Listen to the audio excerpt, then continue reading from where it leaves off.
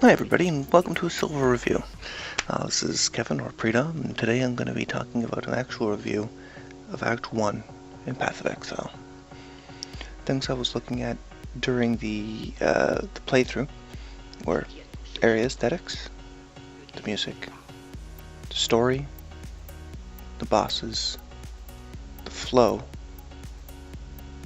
available skills, difficulty, and then kind of a feeling of how intuitive the game was, because it was the first act that we had available.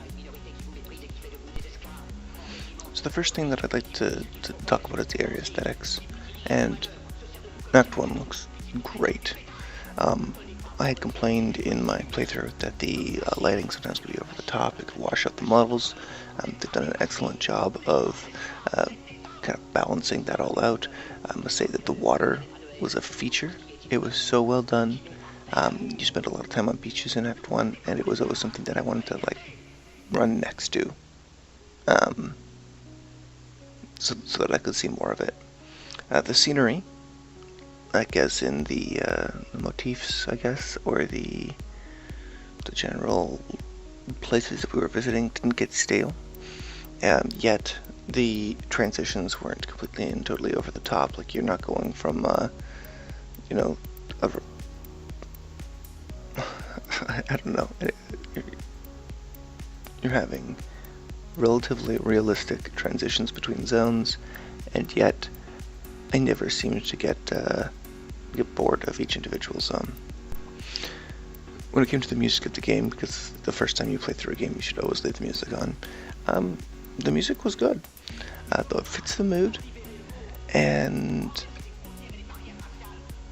I really thought that it never detracted from the game, other than one point. I had one instance where I had done like a little mini dungeon, and the music was relatively mellow all the way through, and then I finished the dungeon, and it triggered a musical cue where the music got really exciting, and it really could have used a swap on where the musics were. I was trying to complete the objective, the music should have been more exciting, and then it should have been really mellow afterwards. But it was a minor complaint, and it's really not a big deal.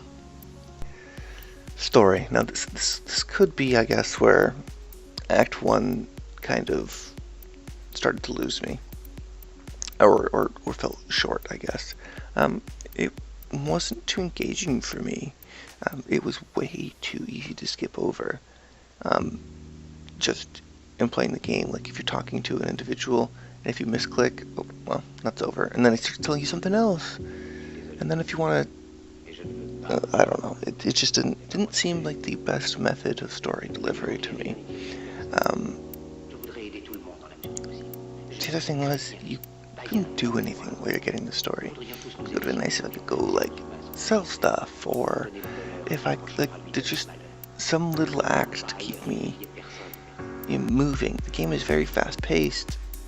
We're out in the world, and to have such a harsh balance really threw me off.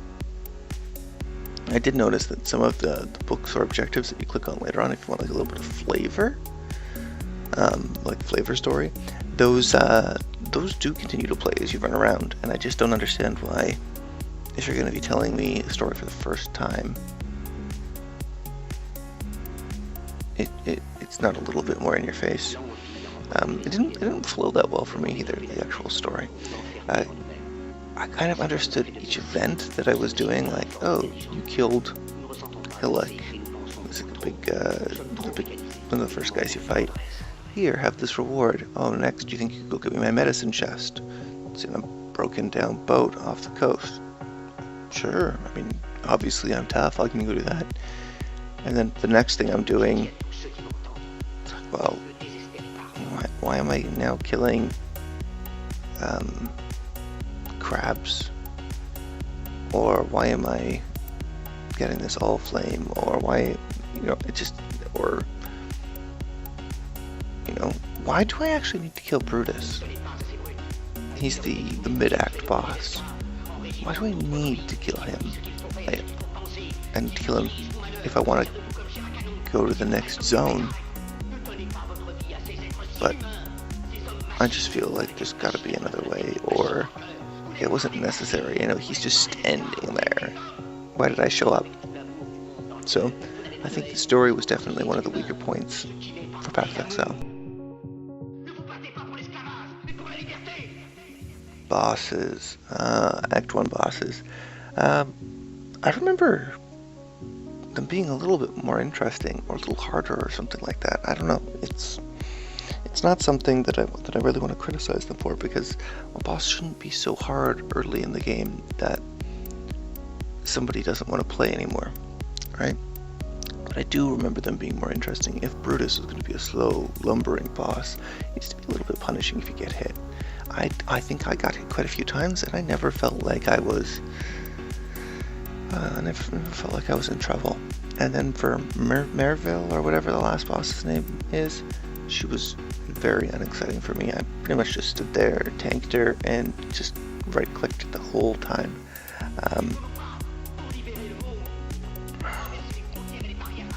I think that it could have used to be a lot more epic, and you know, sometimes scripted events are good, because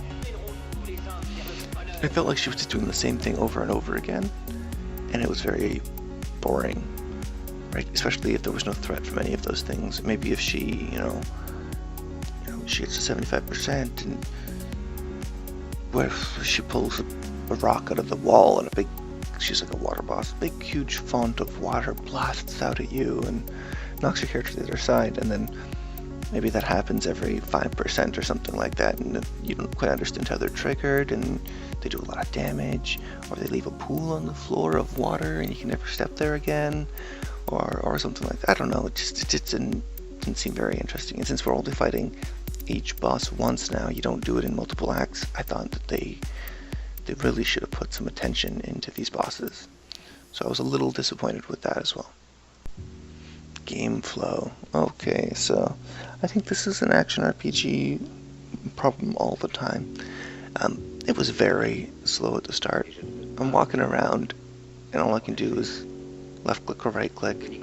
Right click is an incredibly slow skill. Left click isn't even a skill. And the movement speed was just ridiculously slow. I didn't feel like I had any options. I did feel like the flow of information was a lot better than the first time I played the game. They have a very seamless tutorial at the start of the game that teaches you how to use skill gems, and how like the junctioning, or the putting support materia next to an attack materia affects it. Gives you a little Final Fantasy VII tutorial there, and I thought that was really good in comparison to what they had before. And I just wish they were able to give us a little bit better pacing. Available skills. Okay, so it did seem like there were a million options when I first started with this guy. I didn't make any plans. I just decided I was going to play somebody who was kind of strength and kind of magic, so therefore I was going with the Templar. As soon as I got to town for the first time, I felt like I had a million options, and I started looking at the skills a little bit more, and I felt like I only had like 2 options, right? And then once you've made that first decision, it really stifled you, and I felt like there weren't really that many options of like, oh, I'm playing fire, okay, so I'm gonna pick fire skills if I want to be actually strong. Oh, but I'm playing fire and I need spells to be melee. Okay, there's only one option here, there's only one option here, one option here, one option here, which I found a little bit tiring. But then I thought about it a little more, and I thought that by having all these skills be relatively unique, it actually increases playability, because you can't just take, a shock blast, I think that's a thing, or like a it's not called lightning, but a lightning gem, put it in my gear and start playing lightning if I've been picking all fire skills. So it actually adds a depth of replayability. You have to kind of plan your skills, plan your builds a little bit which gives you a little bit more of that Diablo 2 style replayability. You know, you made a Hammered In and now you feel like playing a Smite Paladin. Let's make a new Paladin.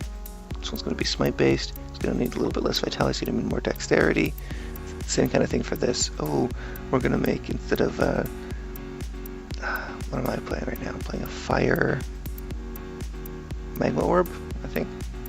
I don't even, Molten Strike. So instead of playing a Molten Strike, I want to play, Shockwave. I think that's another one.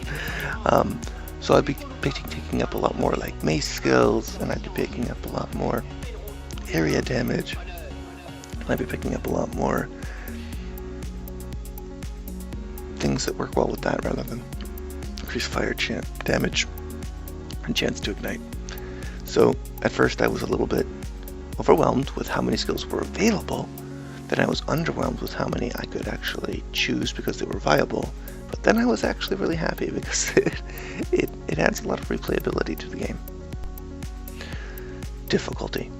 Now, Path of Exile, in my mind, from when I played it a long time ago, has a reputation of being a pretty hard game. Well, Act 1 wasn't hard at all. Now, I know I'm in for a much tougher time later, but I kind of expect a game to build a player, right? So if you're going to make the end game really hard, you've got to set up that expectation early in the game that the people are going to have to be paying a lot of attention. You don't want somebody coming in and just mindlessly clicking, and then halfway through the game they're getting destroyed by regular mobs because they don't know what they do. I think that a little bit of that was missing. If you're going to make the end of the game punishing, which I assume it is, I'm not there yet, so this could be all wrong on me, but if you're going to make it punishing, you've got to teach your players early. The other thing that really bothered me, because it was fun, but it was very frustrating for me actually. Overleveling.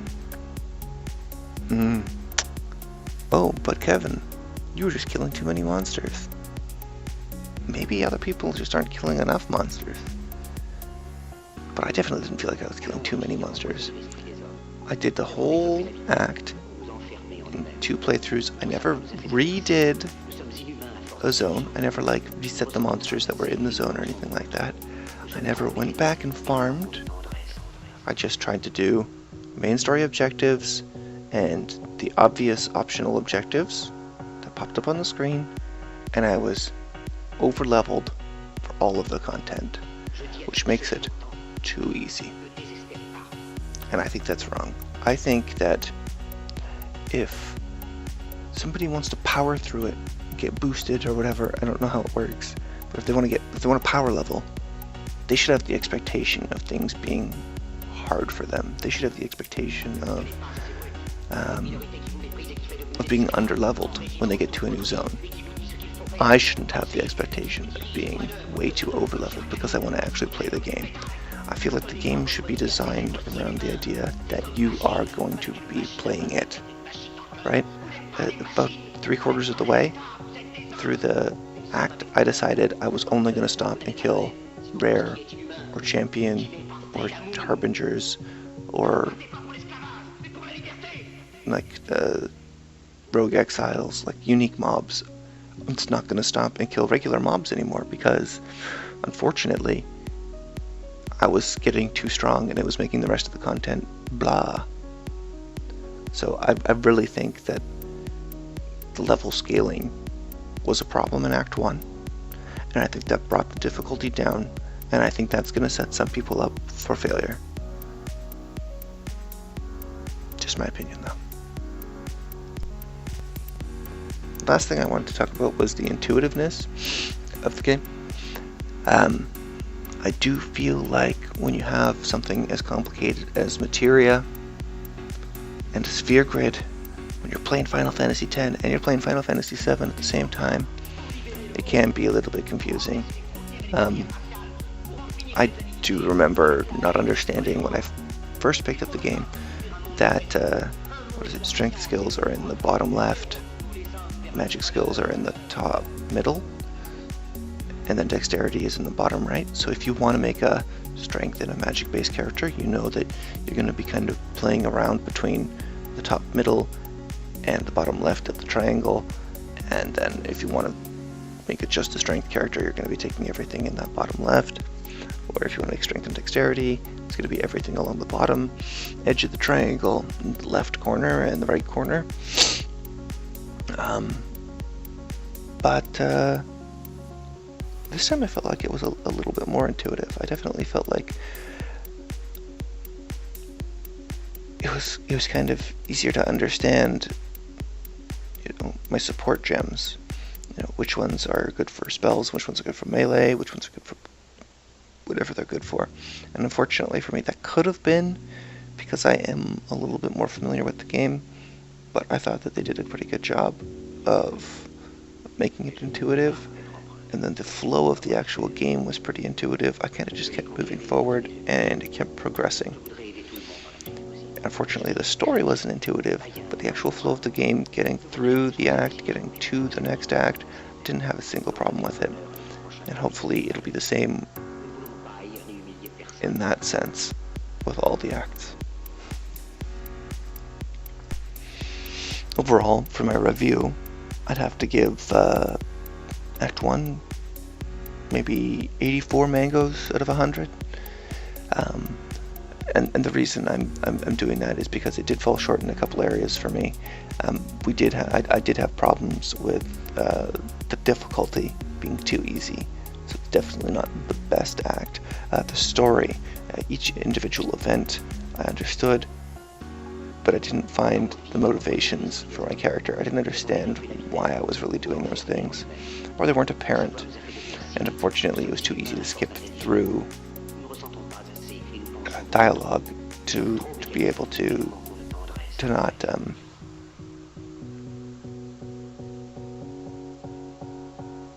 skip through dialogue to not be able to follow along with the story. I think an A- is really good for the first act of a game. I hope that Act 2 can be an A, maybe it'll be a B, you never know. And I will see you guys next time. If you enjoyed my review, please leave me a comment. If you didn't, please leave me a comment as well. A thumb up and a thumbs down can work too. This is my first review, and if you have any kind of feedback you'd like to give, I'd really like to hear it. Hopefully you made it this far. Thanks again for watching.